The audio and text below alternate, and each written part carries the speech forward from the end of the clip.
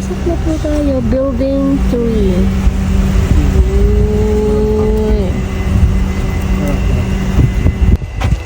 Okay. First time. Di rin naman ako nananano.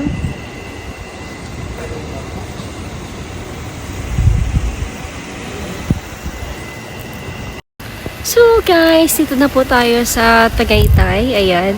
So, thank God at maayos naman po yung biyahe natin. Although talaga inabot tayo ng siyam-siyam. Ayan, 2 siyam kasi 18 hours. And, so dito na nga po tayo. Nag-unpack muna tayo ng ating dalang gamit. And then, kakain muna dahil gutom na mga person. So, yeah. Update na lang po ako. And then, tomorrow, itutour ko po kayo dito sa Pinces, Tagaytay. So, kailangan pa natin ayusin yung ating unit kasi hindi pa siya proper ayos. So refreshing. Ayan, diba? Saan Kuya Kian pwede magkaon?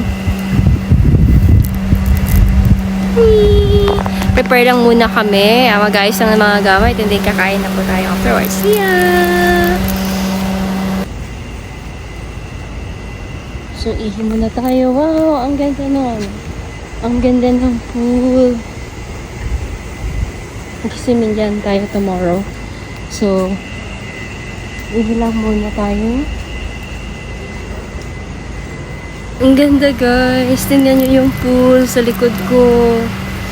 Ganda mag-swimming. So, bukas mag-swimming tayo dyan. Yan.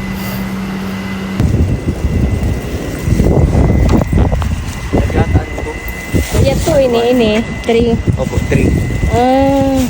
1, 2, 3. Ayos na ha.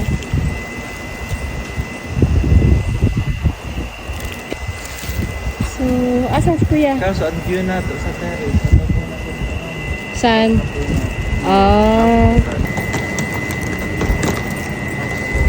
Let's go.